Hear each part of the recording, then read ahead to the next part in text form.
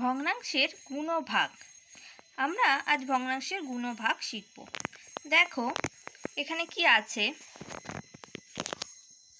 দেখো এখানে আছে 4/5 × 7, ঠিক আছে। এখানে দেখো লবেতে 4 আছে, এখানে লবে এটা একটা পূর্ণ সংখ্যা, পূর্ণ সংখ্যার নিচে কিছু নেই, মানে কি ধরে নিতে হবে, নিচে আছে 1, তাহলে এর হরেতে কি আছে, 1 আছে, তাহলে 7/1 আছে, ঠিক আছে।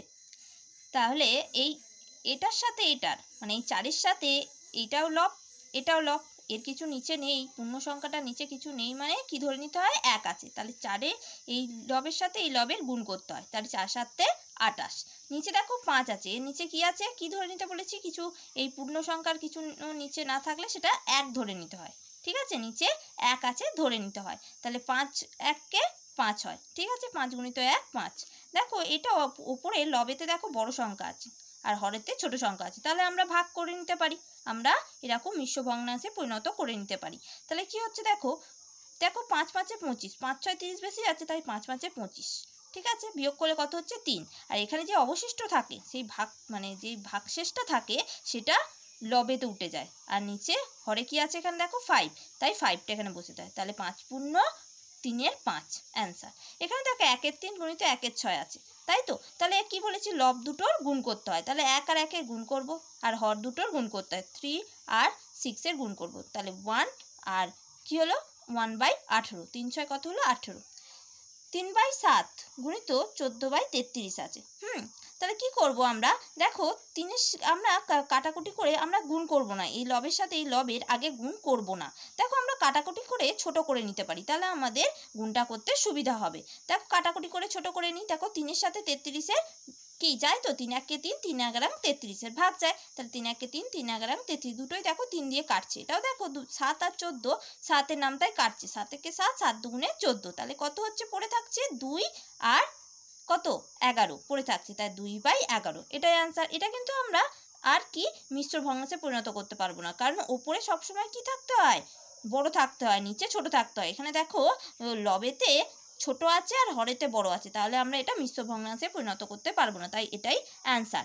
দেখো এখানে যখন তোমাদের এরকম অঙ্ক থাকবে 2 × 4-এর 18 গুণিত 1 × 7-এর 20, এরকম হলে কি করব, আগে পূর্ণ সংখ্যাটা ভেঙে নেব, এই ভগ্নাংশ আকারে নিয়ে আসবো। দেখো 18-র সাথে 2-এর গুণ করতে হয়, 18-র সাথে এই 2-এর গুণ করতে হয়, যোগ 4 করতে হয়, বাই যেমন আছে হরেতে কি আছে 18, সেটা লিখে দেবো। আবার দেখো এটাও 20-র সাথে 1-এর গুণ করব, যোগ 7। দেখো তো লবেতে হরেতে কত আছে 20, তাই 20 লিখে দিলাম।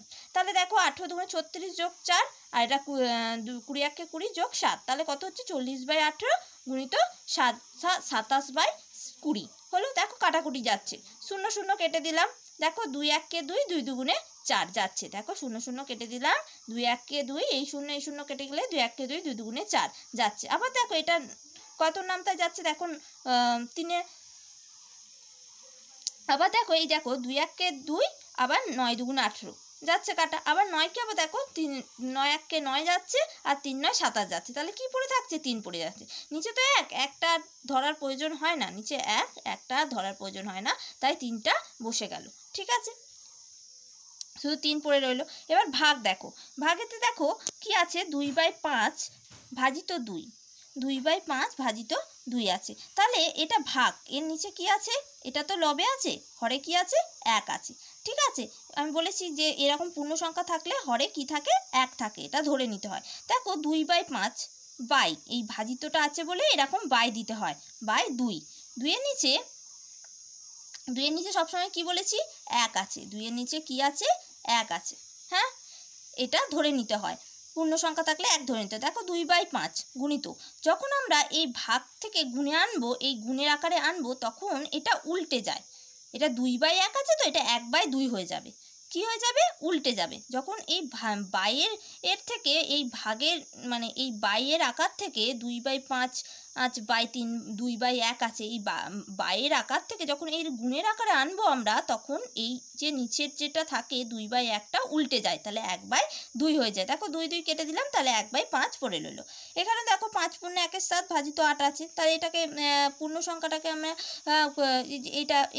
এটাকে আমরা ভগ্নাংশ আকারে নিয়ে আসতে পারি, তাহলে 5 কি করব 7 গুণিত 5 যোগ 1 বাই 7 ভাজিত 8, তার 36/7 ভাজিত 8 হলো।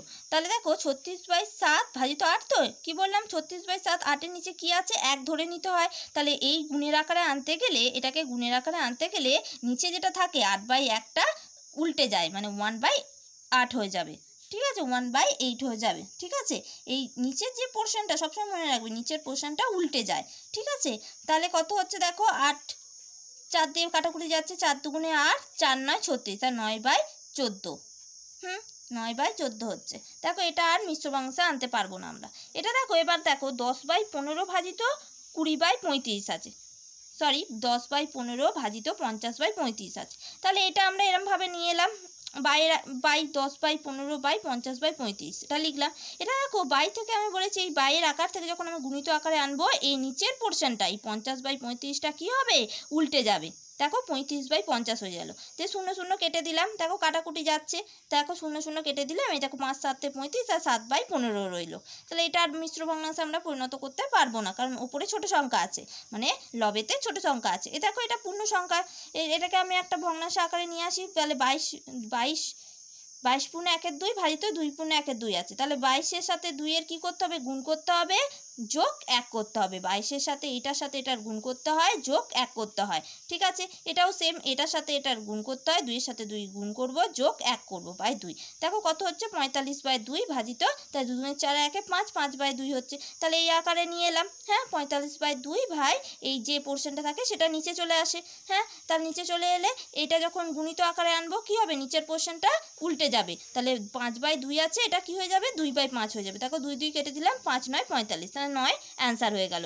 তারপরে যদি এরকম অঙ্ক থাকে তোমার 5/17 ভাজিত 25/10, হ্যাঁ গুণিত 5 থাকে, হ্যাঁ তোমাকে এরকম অঙ্ক দিল, তখন কি করবে তোমরা আগে ভাগের কাজটা করে নেবে, তারপরে গুণের কাজটা করবে। এটা 5/10 বাই 25/10 লিখলে এটা 5/10, এটা কি হবে এই নিচের পোর্শনটা কি হবে উল্টে যাবে।